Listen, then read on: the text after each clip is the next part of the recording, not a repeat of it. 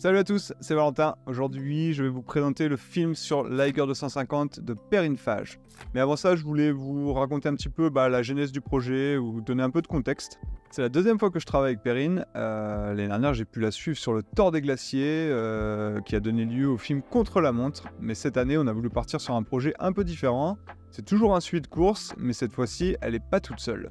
En fait, vous le savez peut-être, mais Perrine, elle repart sur le Thor des Glaciers cette année. Elle est en train de courir actuellement. Là, je suis en train de tourner la vidéo. Elle est en train de courir. Et donc, pour préparer cette course, elle a décidé de partir sur l'Aiger 250. Donc, c'est une course qui fait 250 km autour du mythique sommet de l'Aiger en Suisse. Et il y a 18 000 mètres de dénivelé positif. Et la particularité de cette course, c'est qu'elle se court à 2 ou à 3. Et donc pour la suivre dans cette aventure, il lui fallait un coéquipier. Et donc elle a demandé à Mickaël, un pote à elle, ultra trailer, un profil vraiment différent puisque lui, il est plutôt rapide. Puis il n'a pas l'habitude des formats longs, alors que Perrine, sa force, c'est les ultra longues distances. L'Aiger 250, c'est une course qui n'est pas hyper médiatisée. Elle est un peu dans l'ombre de sa petite sœur, le 100 km. Moi l'année dernière, j'avais pu suivre Sangue Sherpa sur le 100 km. Et je dois dire que le 250, il est complètement différent. C'est une course beaucoup plus sauvage, beaucoup plus alpine. Ils font vraiment le tour du massif. Ils passent par des endroits incroyables, des paysages magnifiques. Là où le 100 km, il reste autour de Grindelwald. C'est une course magnifique aussi, mais c'est une course beaucoup plus accessible. L'an dernier, on a connu un beau succès avec le film Contre-la-montre, qui est d'ailleurs toujours disponible sur UpTrack. On a eu le prix du public au festival de films Le Trail fait son cinéma. Et donc naturellement on a voulu repartir avec la même équipe puisqu'on s'est super bien entendu avec Perrine et puis avec mon pote Sam, le photographe. Cette année, Perrine, elle avait la volonté de s'ouvrir un peu plus, de montrer un peu plus son mode de vie, son entraînement. Il faut savoir que Perrine, elle habite en Arabie Saoudite depuis 4 ans et au Moyen-Orient depuis 10 ans. Et en fait, Mickaël, il habite aussi en Arabie Saoudite. Du coup, j'ai eu la chance de partir une petite semaine là-bas, début juin, pour faire des images de son quotidien, de montrer l'environnement dans lequel elle vit, de aussi montrer les difficultés pour s'entraîner liées à la chaleur. Ça m'a aussi permis de rencontrer Mickaël. Avant le tournage de l'Aiger, ça m'a permis de courir un petit peu avec lui et puis de briser la glace. L'objectif cette année, c'était surtout de faire du suivi en temps réel sur les réseaux. Je devais les suivre pour faire du contenu sur l'Instagram de Perrine. Je crois qu'au total, j'ai dû créer 9 réels sur les 3 jours de course. Donc c'était beaucoup plus intense que sur le Thor. Parce que là, on devait les retrouver à peu près 2 à 3 fois par jour. Et en fait, la course, elle était un peu plus courte que l'année dernière. Donc c'était plus intense. On devait créer du contenu plus régulièrement. Et comme l'an dernier, on a dû marcher entre 20 et 30 km par jour avec tout le matos. Ajouté à cela, fallait qu'on conduise entre les spots, fallait qu'on mange, fallait qu'on se lave quand on pouvait, puis il fallait surtout qu'on dorme. Et puis ce qui est cool, c'est qu'avec Sam, on est bien rodé. C'est la 3e ou 4e fois qu'on fait un gros projet comme ça. Donc on commence à avoir l'habitude. Et puis en fait, on adore ça. Finalement, même si c'était pas la demande initiale de Garmin, le sponsor principal de ce projet, moi j'avais envie de faire un format plus long, un format plutôt adapté pour YouTube, aussi pour réunir toutes les images de la course, celles que j'avais pas forcément utilisées pour les formats courts. Puis l'autre raison, c'était aussi parce que je voulais garder une trace en fait de ce projet. Parce que quand on fait du contenu sur les réseaux sociaux et surtout sur Instagram, ça disparaît dans le flux d'Instagram. Pour ceux qui ont vu Contre-la-montre l'année dernière, spoiler alerte, cette année la course s'est beaucoup mieux passée. Il n'y a pas eu de visage en sang, il n'y a pas eu de chute, il n'y a pas eu d'hallucination. Mais par contre, ils nous ont offert une fin de course épique. Allez, je vous laisse avec le film et puis on se retrouve après.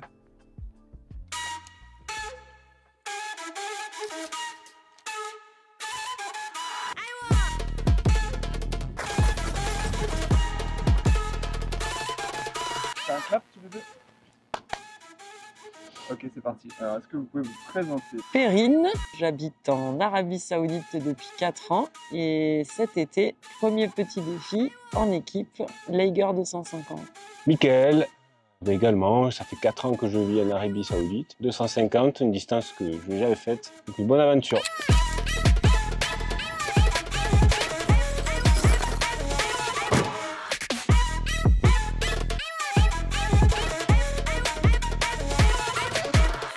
Moi, j'aime plutôt les efforts au-delà de 100 miles parce que ce que j'aime, c'est passer du temps en montagne et si possible, le plus possible.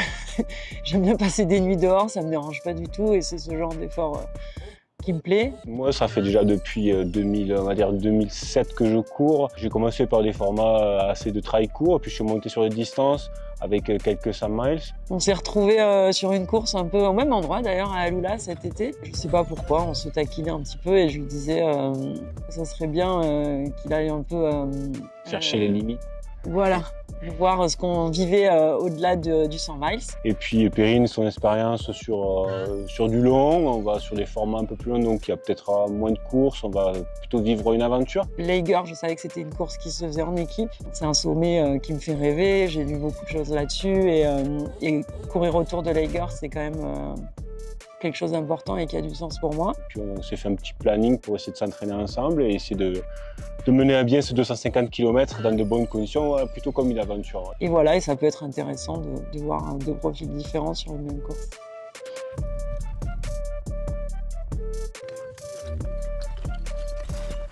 L'entraînement en Arabie Saoudite, moi ça fait 10 ans que je suis au Moyen-Orient et que je suis confrontée à faire des courses avec 20 000 de D+, et en habitant dans un pays très plat. Là on arrive dans une période, les quelques mois qui précèdent la course sont compliqués pour s'entraîner, dû à la température en fait et à l'humidité. On est tous les deux dans une région où on va dire la journée ça monte à 45 et le soir quand le soleil tombe on est quand même à 37 mais avec de l'humidité donc c'est particulier.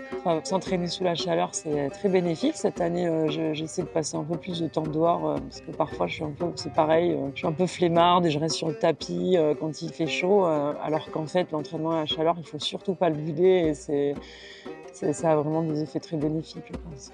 On l'a préparé un petit peu avant avec des blocs pour essayer de faire quand même un petit bloc, un petit volume avant l'Eiger. Et après, c'est de l'adaptation. On va faire des escaliers, il y a du tapis, on va faire des trucs à l'intérieur.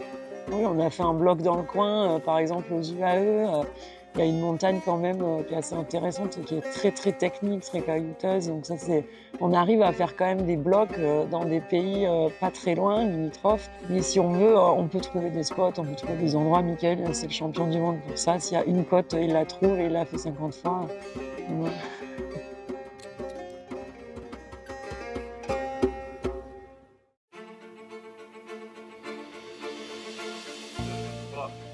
On est à Grindelwald aujourd'hui parce que demain on court le Eiger Ultra Trail. 250 km, 18 000 mètres de dénivelé positif en duo. Je pense que ça va être super intéressant, va falloir gérer la course à deux, d'autant plus qu'on est deux profils complètement différents. Mickaël, c'est un coureur très rapide, en revanche il n'a jamais fait plus de 100 miles. Et Perrine, elle est expérimentée sur du très long, du coup il va falloir qu'on trouve un compromis sur les allures.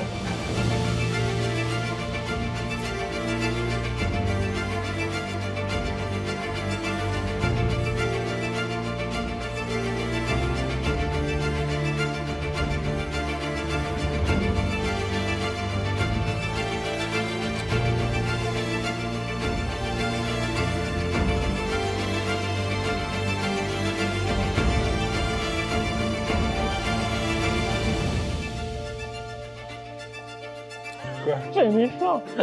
Mais quoi? Musique du cœur. Ça va être une aventure incroyable. On a hâte que ça commence.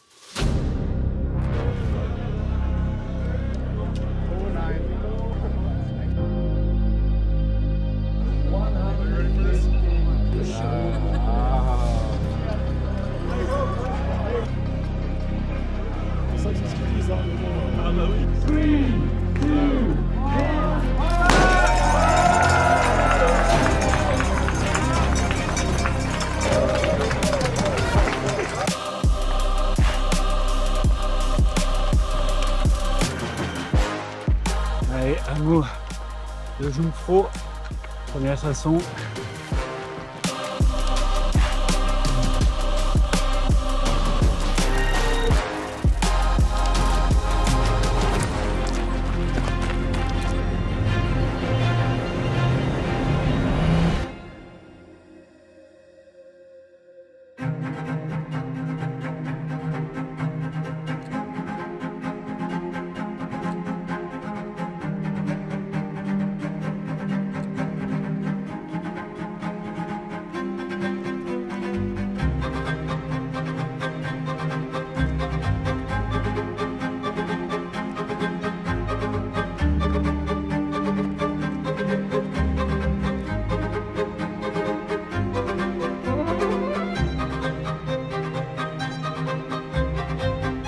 On a fait 57 km et on est dénivelé 4007 quasiment.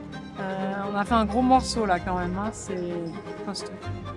Ça a été dur parce que avec Mickaël, il m'a poussé à, ce qui est bien, à courir les relances, etc. Donc c'est sûr que musculairement c'est plus dur que d'habitude. Moi ça va, les premiers kilomètres pour se mettre en jambe ça va. Là cette partie était très difficile. On a enchaîné sur quasiment 34 km avec 3300 de plus. Gros, je pense que c'est le plus gros bloc avec les ascensions à 2 fois 2007 et 2008.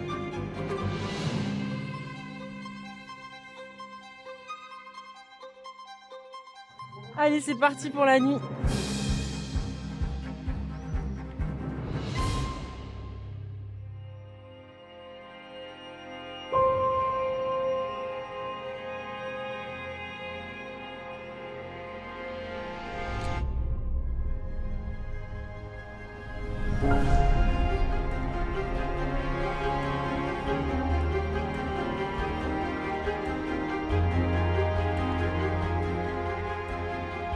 La nuit s'est bien passée, c'est fraîche.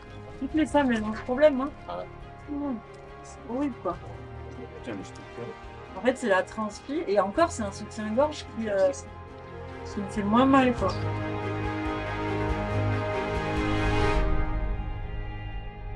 Bienvenue à Finnen.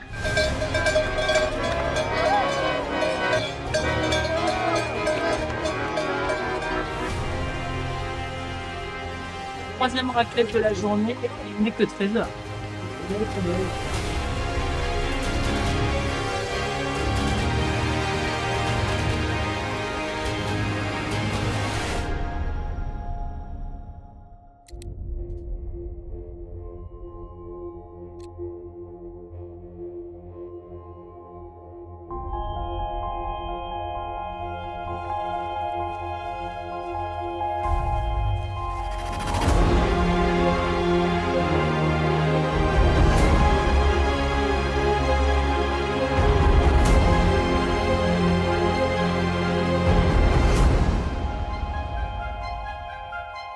On est arrivé à Bialp.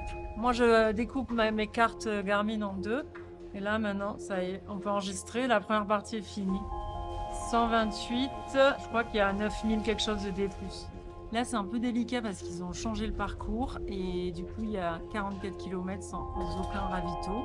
Les premiers ont mis 10 heures et quelques. Donc, ça va être un peu compliqué. On ne sait pas s'il y a des rivières, etc.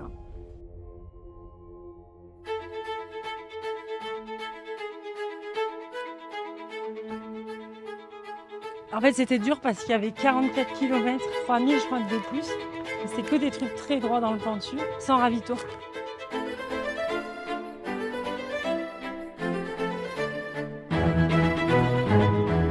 Et en plus, moi j'ai quitté Béalpes, j'ai vomi toute la pizza. Là, il veut qu'on continue comme ça jusqu'à... les zones passent. C'est chaud.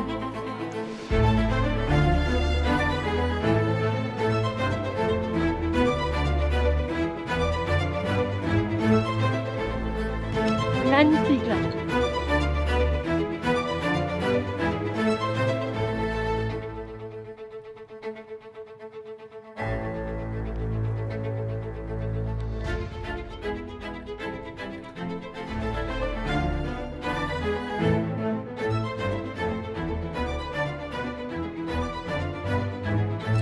Herzlich willkommen im Hotel Grinzel Hospiz. Wir sind hier bei Kilometer 204. Power-nap et après Yaka.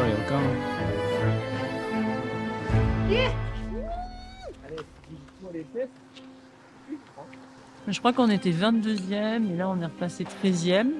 On le savait parce qu'on a vu les équipes qu'on passait et surtout on a vu les gens qui restaient dormir quand nous on était déjà partis. Donc,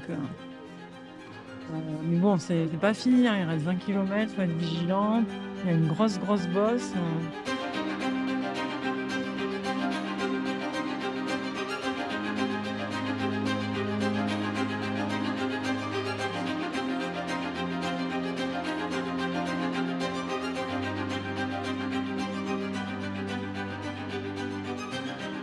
On a croisé des vaches, attends, regarde ça. Fabuleux.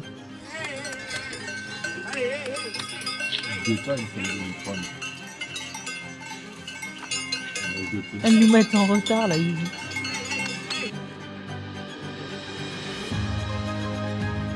On vient finir la journée. Trop heureux jour. La journée qui a débuté mercredi à 8h. Vas-y, Penny. Non, mais tu me regardes. Allez, let's go. Bon, allez, on se voit à l'arrivée.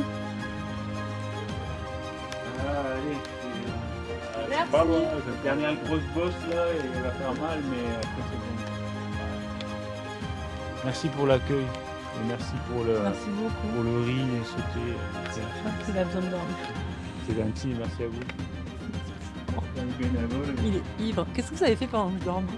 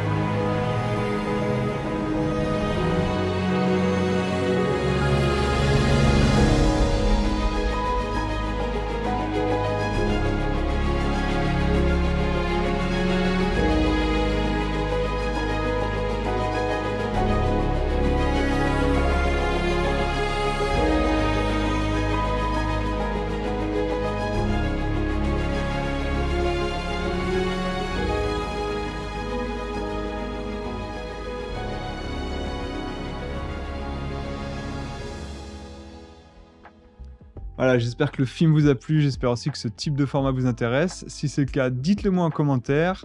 En fait, j'ai eu pas mal de projets similaires cet été, donc ça peut être sympa de vous montrer un peu le contexte, la genèse, et puis après vous montrer le rendu final. Sur ce, je vous dis à bientôt, ciao.